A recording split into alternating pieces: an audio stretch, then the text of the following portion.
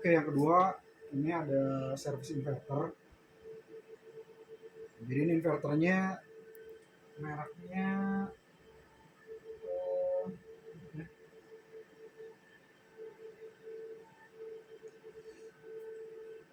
mereknya Everexit. Ini distributornya Sweden. Ini RM15.000. Dia rusaknya apa tuh? Inverternya masalah. Jadi AC-nya normal, dia nggak bisa backup, gitu. Nggak bisa backup baterai dia. Jadi baterainya ketika dia pakai mode baterai dia nggak bisa ngeluarin tegangan 220. Ini kendalanya di petir kalau nggak salah kemarin. Rusak komponen yang sudah diperbaiki. Jadi kalau inverter ada dua tipe. Kalau ini murni inverter, jadi dia cuma mengubah tegangan DC utama. Jadi ada yang 12, 24, 36, 48, dan di atasnya. Ini pakai 48 kebetulan sistem DC-nya. Kemudian AC-nya 220.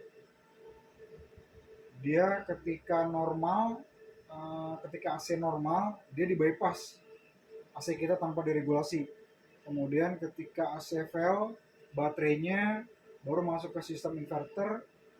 Nanti inverternya baru ngasih tegangan output. Gitu. Jadi dia ada ATS nanti yang bekerja saling bergantian ketika AC fail atau AC normal kayak itu.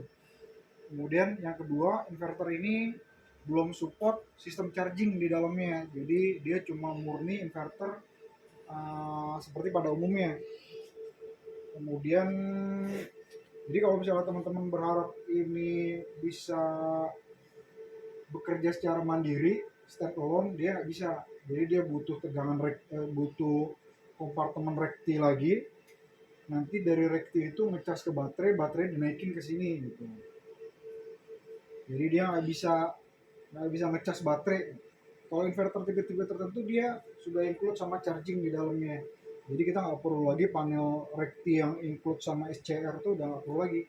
Jadi panel rekti, trafo besar, kemudian SCR sama teman-teman itu udah nggak dipakai lagi gitu. Apa namanya dropper itu nggak dipakai lagi. Jadi karena sistem charger di dalam. Jadi teman-teman masukin tegangan 220, kemudian output baterai itu output DC-nya itu langsung bisa ke baterai, nanti dia kerja bolak-balik. Jadi ketika AC normal dia ngecas baterai, ketika AC fail dia nyuplai gitu tegangan 48-nya. Kalau ini dia nggak support charging. Jadi dia inverter murni. Ini inverternya PSW, pure sine wave. Tadi kita udah jelasin kalau mode inverter tuh ada dua macam. Ada pure sine wave atau PSW, kemudian ada MSW. MSW itu dibagi menjadi dua. Ada square wave, ada yang modified gitu. Nah square itu bentuknya masih kotak. Ada yang modified itu bentuknya udah hampir sinus tapi dia masih dimodif gitu. Ini yang PSW kebetulan. Jadi beban-beban induktif, beban-beban kapasitif dia bisa pakai ini. Oke, ini AC supply on. Kemudian ini parameternya. Ini mode, ini tampilannya RM15.000. Kemudian ini DC voltage-nya baterai sekarang. Kemudian ini AC voltage-nya yang masuk. Kemudian ini frekuensi 50 Hz. Oke, ini status inverternya. Ini lagi pakai AC mode AC karena AC supply on dia. Ini outputnya sekarang. Ini output current-nya. Walaupun bebannya nggak ada, tapi ya nggak apa lah ya. Oke, udah itu aja. Kemudian kita lihat apa namanya pengukuran dari avometer. Dia tegangan 213, frekuensi 50 Hz. Oke. Sekarang AC fail pakai mode baterai. Sekarang DC mode, outputnya 220. Ini hasil regulasi di maintain di sistem inverternya dia. Frekuensinya 50 Hz. Ini kita ukur outputnya 2222 volt AC, frekuensinya 50 Hz. Sekarang kita kasih beban AC on dulu. Nanti teman-teman bisa lihat di sini aja perpindahannya. Nanti kita kasih apa, beban. Jadi dia kalau misalnya ini dia cuma butuh power on off aja sekali aja, cuma satu ini aja buat ngidupin, nanti dia langsung bisa hidup via baterai atau AC. Ini baterai, jadi kalau misalnya keadaan dia mati, ini tinggal di onin aja, dia hidup pakai baterai gitu. Atau misalnya AC masuk, baterai masuk juga, dia hidup nanti pakai AC gitu. Kalau baterai dilepas juga sama, dia nanti AC aja yang hidup. Cuma ada warning nanti dia. Nanti kalau lama ada warning nanti.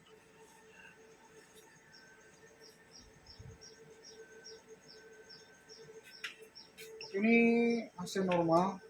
Ini kita kasih beban lagi.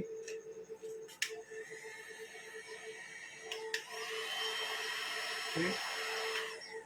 Ini normal. Nanti kita cabut untuk coba APS-nya. Kita cabut. Berubah ya? Berubah. Oke, normal lagi. Sorry. Normal dulu.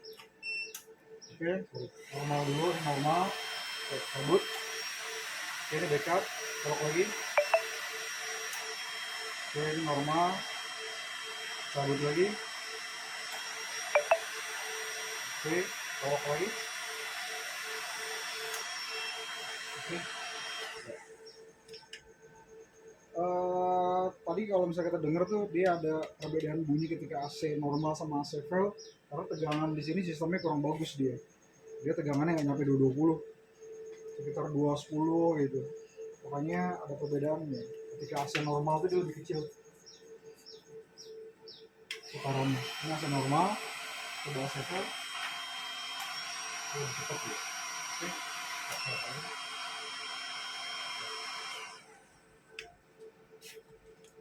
Ini RM15000 udah berhasil diperbaiki.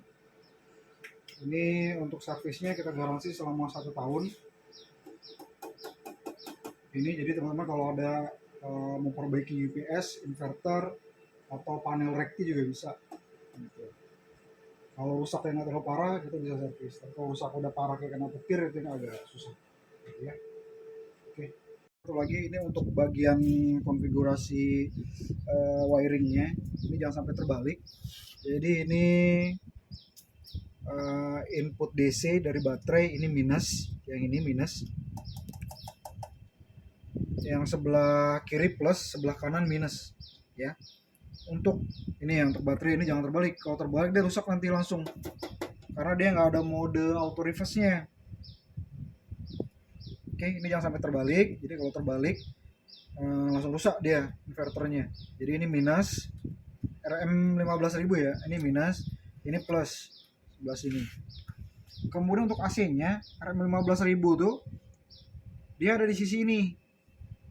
Kemudian ini output AC-nya di sini. Ini AC inputnya, ini AC outputnya. Ini ke beban nanti. Ini L ada tiga apa? Grup. Kemudian ini N ada 3 grup. Kemudian dia sama versi sebelumnya dia agak beda. Kalau yang versi sebelumnya itu groundnya di tengah.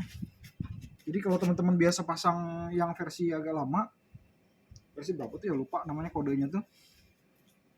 Jadi teman-teman jangan ngikutin versi lama, tetap patokannya ke tag-nya dia. Jadi ground ya ground gitu. Ini LN-nya masuk di sini. Kalau yang lama tuh LN ground-nya di tengah dia. Jangan sampai terbalik.